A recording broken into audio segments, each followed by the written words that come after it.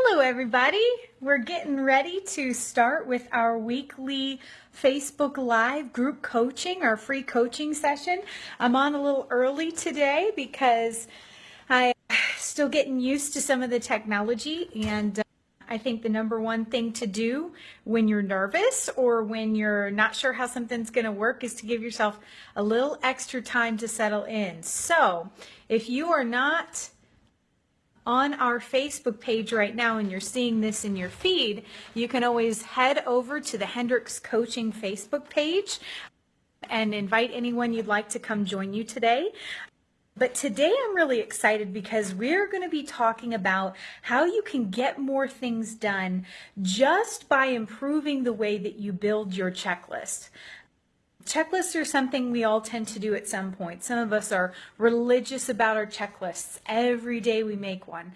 Other ones of us, sometimes we just make them as a last-ditch effort. We're overwhelmed, too much to do. We really want to quit. So what we do is we make an emergency checklist. Whatever you absolutely have to get done, or you want to make sure you don't forget when you get ready to leave the supermarket. Checklists can be a great emergency measure, or they can become your habit. But that's what we're going to start talking about today in a few minutes. So is a little preview time, just like when you arrive at the movie theater early, you get to see, I think Regal, it's the first look.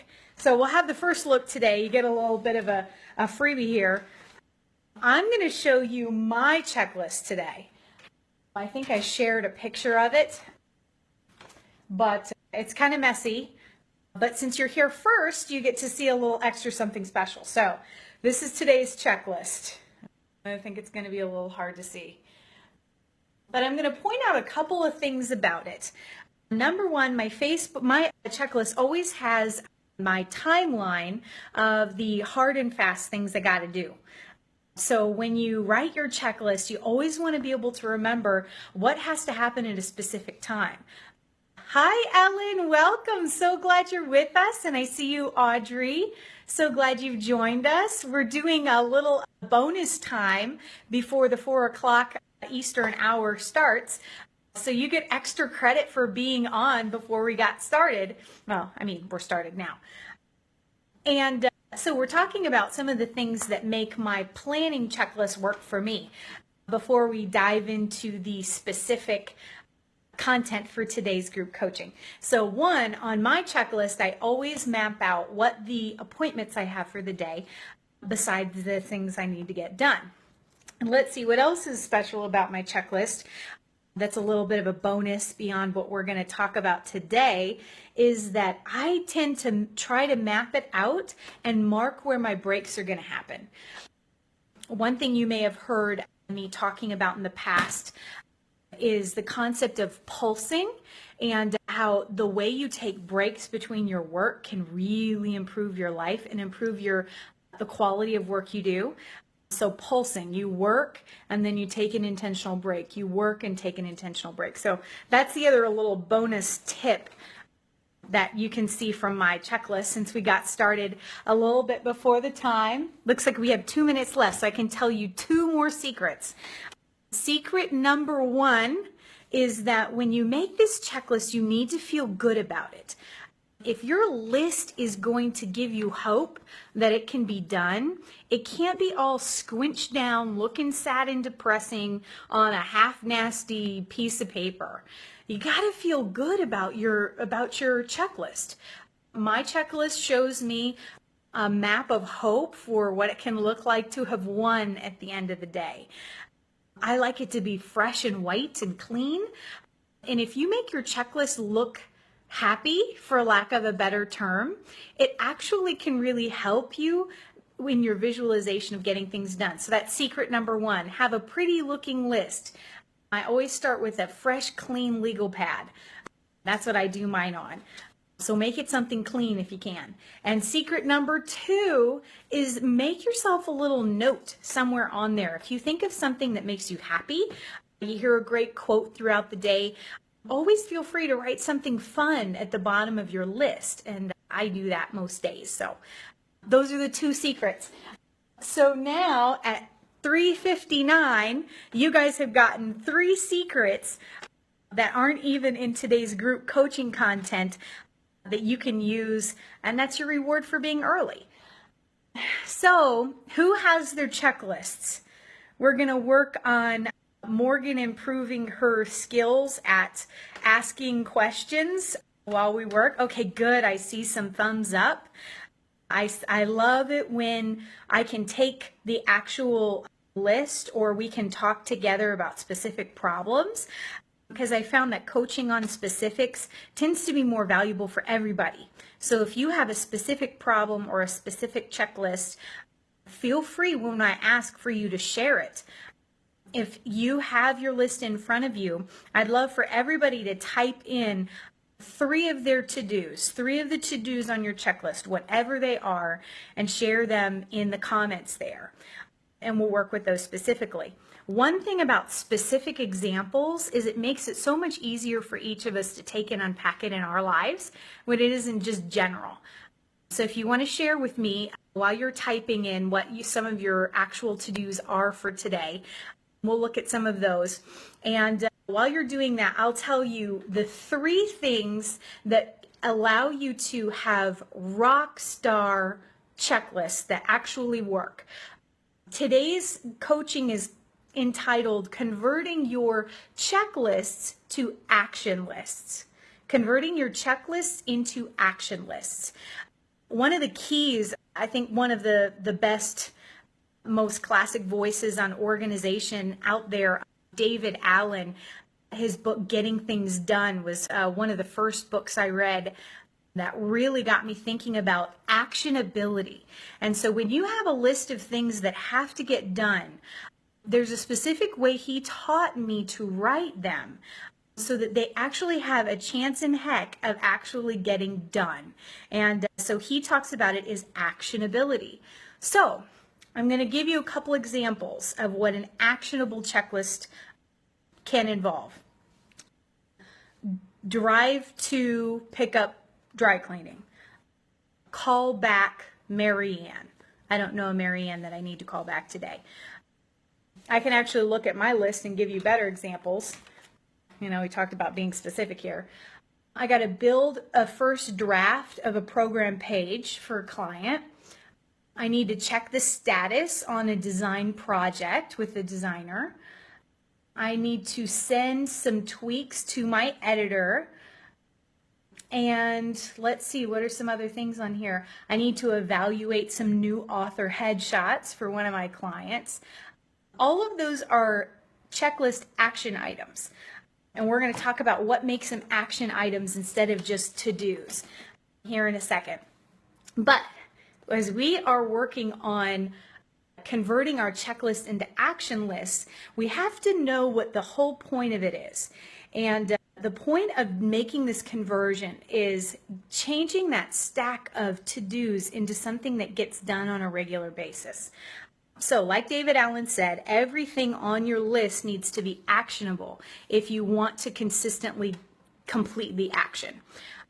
So 3 things. Here's the overview, and we'll work through each one. Thank you, Michael, for providing a sample of one of your to-dos. I'm going to use that here in a second. So 3 things. 1, you're going to write so that you can do. That's the actionability thing. Number 2 is you're going to anticipate your sticking points, and we'll look at the 2 major sticking points that we hit that make our to-do list get bogged down instead of being easily executed. So anticipate sticking points. And number 3 is to estimate the execution order and identify what winning looks like. So those are the 3 things. Write so that you can do, anticipate your sticking points, and estimate the execution order and identify what winning looks like.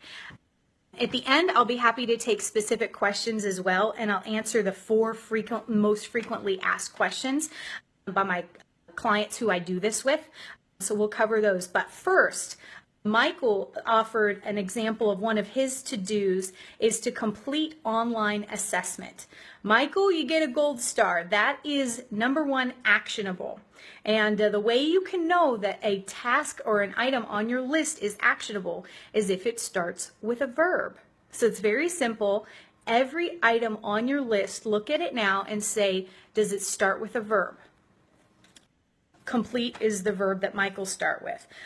Write, send, call, check, follow up. I always like to make follow up more specific and say whether it's call, text, email. Get real specific. So make sure it starts with a verb. The other thing that is necessary when this happens, I guess I could give some examples of what it looks like when you don't have your action items as a verb. Sometimes we put projects on our list. So instead of saying make dinner, we say dinner, groceries, clean the house, laundry, right? All of those things, there's only one on that list I just made that are actually actions. You know, make dinner is totally different than dinner.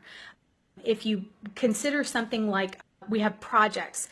So one of the projects I'm working on right now is I have an upcoming trip, and I'm going to be working on some meditations, some guided meditations I'm going to do while I'm in the national parks.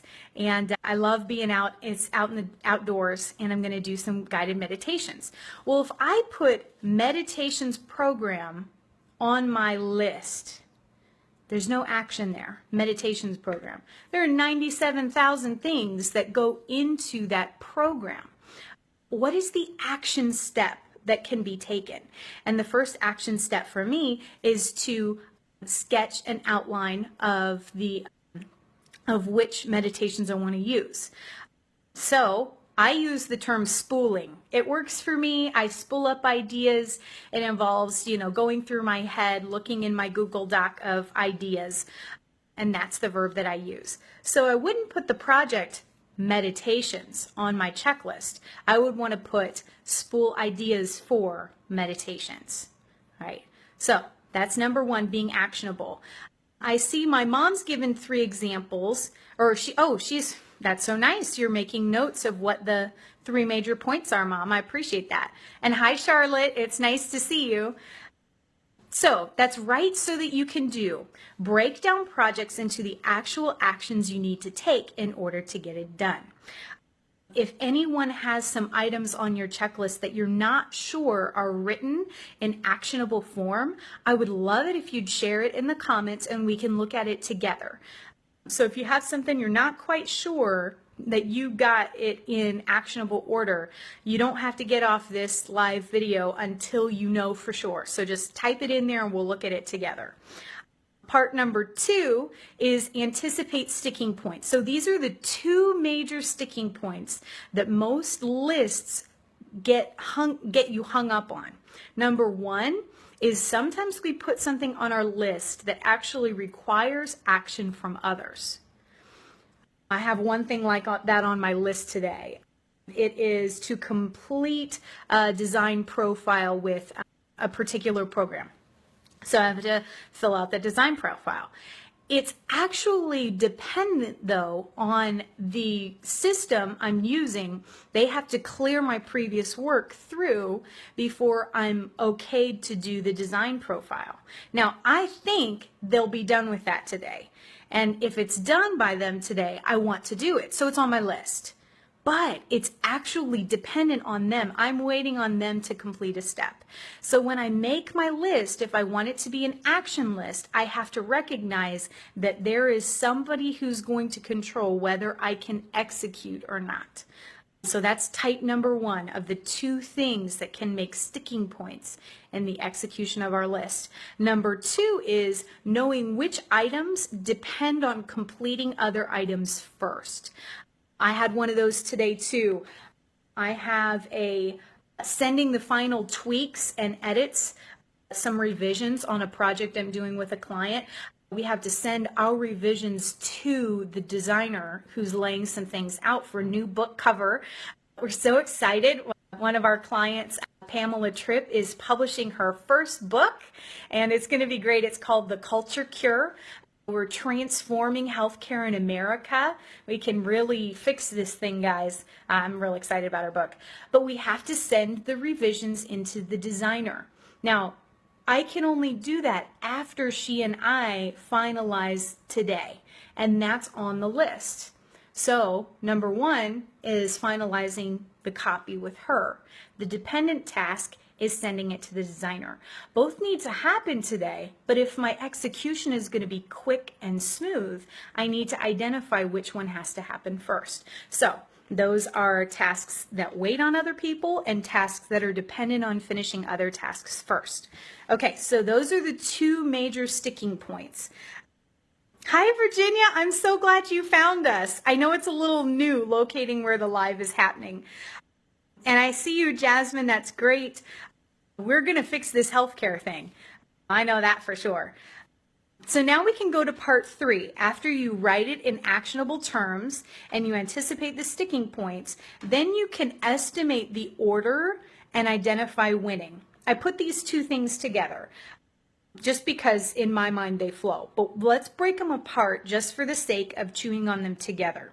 Part 1 is estimating the execution order. Now, when you plan your checklist, your to-dos, there are a million things that go on it. But I always write out my actual landscape of the day, what my appointments are first, and I try to think through what I'm going to actually execute first. So when I actually, sorry, I had a little connection problem there. So talking about the checklist, when I write it out, I at least try to put things in the order of execution.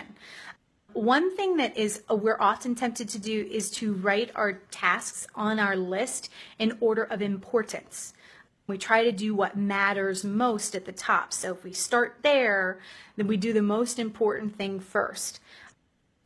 I found that if you're trying to have an action list that allows you to execute really quickly and get through lots of stuff, sometimes the most important thing isn't the thing that gets done first.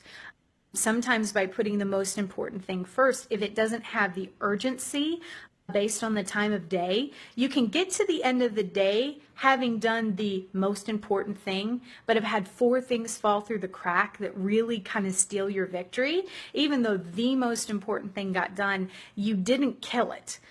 So what you do is you estimate an order of execution. I had several things happen at the very beginning of my day that weren't the most important thing in the world. But by getting them done earlier in the day, I got more value out of them. Following up with people early in the day sometimes can give you more bang for your buck because it gives them time to get back to you before the end of the day. Sometimes those emails and text messages aren't the earth-shatteringly important things. But if you always put them at the bottom of the list, you end up following up with people at like 11 o'clock at night, and your stack of follow-ups gets so long. So that's just an example of recognizing, sometimes executing things in an order of the order of execution that can give you an advantage rather than just putting the single most important thing first. So that's estimating your execution order. The next thing is identifying what winning looks like. I'm going to show you a real specific way I do this and execute this whole theory as an exercise here in 2 seconds. But the principle here is if you do want to ask yourself, if there's something I get done and I only get that done, I will have won. You can flip it around and say, I will have won if and only if I get this thing or these things done today. Sometimes I know our friend John talks about this as being the main event, and you can only have so many main events in your day and make sure that you accomplish what you mean to accomplish. So this is identifying winning. So those are our 3 things. Write it so that you can do it, actionable terms, anticipate your sticking points, estimate your execution order, not just priority, and identify what winning looks like. Those are the 4 things. Now let's do it together. So if you got your list, I'm going to see if I can sketch this and let you see it on the whiteboard. We don't know how this is going to go. Morgan's still kind of new at this, so give me a little feedback afterwards if you think this is good, or if you think it's bad, let me know. So you make your list. Say you have 12 things. You know, we're just going to make 5 for right now. See if you can see that. And then we're going to say, we start with a verb for each one.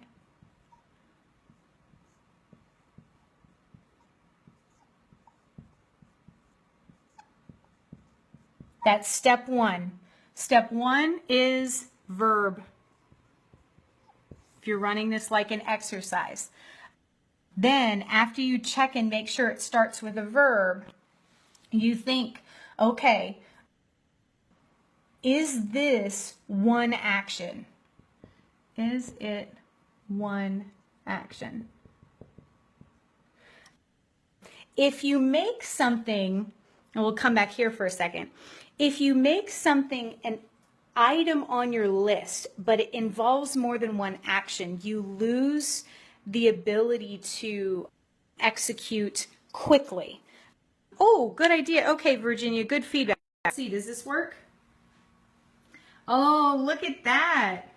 You can turn it around. Okay, thank you, Virginia. That was helpful.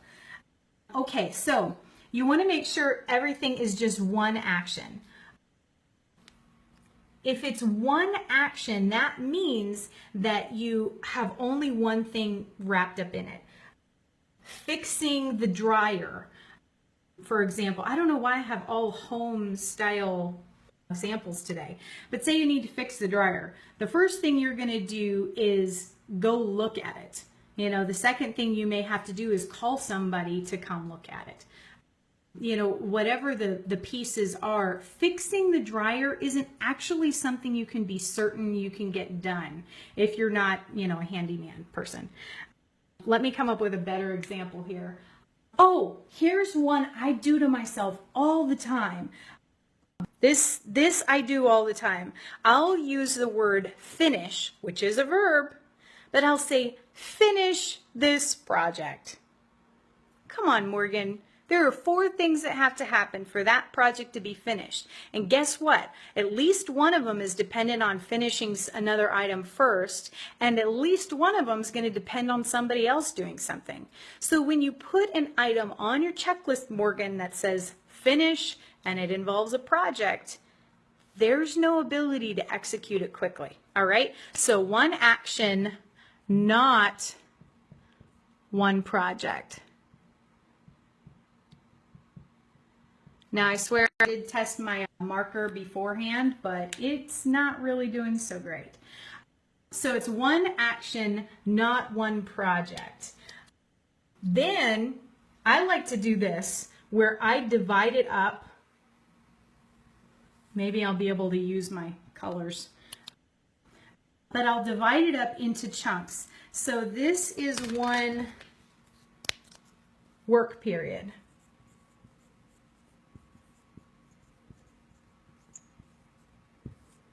This is work period number 1. By splitting it up into work period 1 and work period 2, you can group tasks that can be executed quickly, and then you can stop and have a break. It's really good if your breaks are kind of active. I tend to get up, go get water, and dance around to one song. It breaks up the energy so you can come back and be quicker in your execution. If you don't insert breaks in your list like that, you can end up with this steadily declining energy where you just kind of get progressively slower throughout your execution time. So that's the next piece. I split it up. Then let's see if this other marker works for us. See if we can do this here. Then what you do is you use your D for dependent,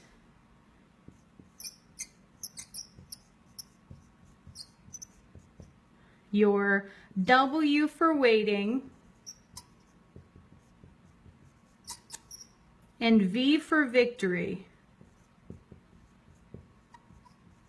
So each of these items, say this one is dependent on finishing this one first. Okay, it would have a D next to it. Maybe this one's I'm waiting on someone to give me information. I'm waiting on someone else to finish their part and email it to me. That's a waiting. And then maybe this one, if this doesn't happen, I didn't win today. But if it happens, I won. Maybe I have to complete this one and this one in order to win. Sometimes it takes more than one thing. It's great when your winning is just one task, but some days it's more than one. This is the exercise. Once you make everything start with a verb, you make sure it's one action, not one project, and you rate the system so that you can anticipate the sticking points. These would be sticking points. And you can always remember what needs to happen the most. That gives you an entirely different work execution situation. You end up being able to work through your list just so much more intentionally. So at this point, oh, good. Thank you for the feedback there, Virginia. I'm sorry the color's kind of rough. What I'll do is I'll post something after the fact in our group so that you can see a diagram that's a little easier to view. Thank you all for bearing with me. That's my first time trying to do a whiteboard while doing a Facebook Live broadcast. But do you think, everyone give me a little feedback. Do you see those steps of making it actionable, making it clear where your sticking points are, maybe inserting your break points so that you keep your energy high, and then really being clear what victory is? All right, so that's the way that works. Does anyone have any questions or comments or feedback on that particular exercise? Because I want to make sure that when you leave, you can execute this exercise if you like. This is something you can get comfortable doing every day. You can do it when you get stuck. But once you get in the habit of writing actionable checklists, you want to do it all the time because it keeps you moving quickly. So feel free to ask questions in the chat if you have anything you'd like to cover while I answer the 4 most important and most frequent questions I get when I do this training. Oh, good, Erin. I'm glad you liked the whiteboard. That it made more sense that way. Good. And I'll give an easier to read example in the comments later. So the 4 most frequently asked questions when you try to make action lists like this and you try to get a lot of work done. Number 1, it always is, what if my list gets too long? As soon as people get good at splitting out their projects and recognizing there are so many nested actions involved in doing the things that they're holding themselves accountable to do, the list goes from having like 10 things on it to having 25. That is oh, good. See you, Jasmine. So glad you could hop on. When you take a list and you split everything into single actions, you start to see how quickly you have bundled your to-dos in a way that makes finishing a list impossible. If your list is too long to execute, look at it and say, okay, this is feedback on the amount of things I'm trying to get done in a day. Now it's time to recognize, why are all these things getting on my list? Which one of these things is most valuable? What will get things moving? And so if your list gets too long, it is important to evaluate and say, I think it's Stephen Covey uses the evaluation of, is this something that only I can do? If not, who would be better to do it? Some of the things on your uber long list can come off of it if you answer that question. So if I'm not the only person who can do this, who else can? Then you can say, is this thing still truly valuable? Or is it an element that's been hanging on my list for just its leftovers? And if it's just leftovers and doesn't have value, then you can eliminate that. You might be surprised how many things like that are on there. And then the third thing you can ask, this isn't Covey, but this might actually be just something Nick told me.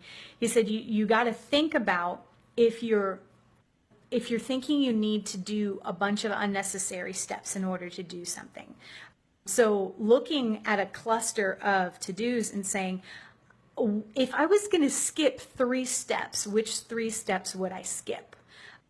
That can be a really surprising answer that can come to you when you do that. So if your list gets too long, think about who else would be good at doing it, would be capable or maybe even better at taking it off your list. 2 would be see which things on it are actually just leftovers. They're not really valuable action items anymore. And then 3 is saying, if I was going to skip 3 steps, which 3 would I skip? Can be a great way to get that list down. So that's frequently asked question number 1 if your list is too long. Number 2 is how can I accomplish tasks that depend on other people? Okay, this is one of my favorite things because you have to recognize what you're waiting on other people for, or they bog your list down. But once you recognize that you're waiting on people and specifically what you're waiting on them for, then you just have to ask the question, what can I do to move that person along? How can I contribute to them moving their momentum? Sometimes this is checking in. Most of the time it's sending a nice email, a nice text that says, hey, I'm excited to work on this project today. Let me know if you need anything from me. Or even just checking in and saying, sometimes we know we're waiting on something like my task today. I'm waiting on the team to be able to finish a design profile. In order to do that, all I have to do is check online to see if they've cleared me through. Checking online is actually an action item. So I can add that to my list, go check. So once you've identified who you're waiting on for which projects, then you can think, what is the most efficient and uplifting way that I can give momentum to the person who I'm waiting on? Hi, Jeru. Number 2, very important to you. Yeah, it's this has definitely come from helping me. It's definitely been my life. So frequently asked question number 3. And while I answer it, feel free to type in any questions you have, specific questions you'd like to work through together. You're welcome to do that. Number 3 is, how do I figure out what winning really looks like? If the answer to that is always, well, I've got to catch up. I've got to just get this stuff done. That's usually that's a situation where you're lacking clarity and lacking energy. Usually winning can be much simpler than what we think it is. If you step back from the 27 item list and you say, hey, tomorrow, how would my day be if I was to get 1 or 2 of these things done? Which ones would make tomorrow amazing? Another way you can ask yourself the question is to say, which has the most value? Does it have the most value to my team? Does it have the most financial value? Another one is, which one has the most energetic value? Which is going to get me rolling and give me momentum to push forward? Figure out what winning looks like requires recognizing that you can win. You're not behind the ball. You're not out of the game. You really can be effective. You don't have to be behind forever. You may have felt behind most days that you can remember in your recent work history, but you can start today no longer being behind. Identify what really has the value to know what winning looks like. You're not allowed to say winning means finishing everything. Finishing everything means you probably weren't trying to do a lot today. We usually have things that don't quite get done. So find winning. Question number 4, and this is my favorite. What is the trick for executing really fast? You want to go in, you want to kill it. You want to have a long list and get a long list of things done. And the trick, the real secret, is getting aggressive. It's splitting down what you need to do into truly the single action steps. Don't group your steps together. Finish this or get to the bottom of that. Can sometimes be it's like they're fat tasks, and the fat task can't be done real quickly. You want those thin sliced tasks. and then spend more time getting them in order of execution. It's like the sharpening the axe that Abraham Lincoln quote about if you have 4 hours to cut down a tree, he would spend the first 3 sharpening the axe. Then he only needs an hour to get it cut down. Spend more time splitting out your actions into specific actionable pieces and then arranging them in an order of execution that doesn't have hiccups in it. It takes those sticking points in mind. Then when you get ready to execute, you can start at the top and slaughter it, one checklist at a time. So that's the trick for executing really fast. I'm so glad to have had you on with me on Facebook today. This will be saved, so come back and watch it. Please feel free to revisit it. As we wrap up, I'm going to answer. Jeru asks a really great question.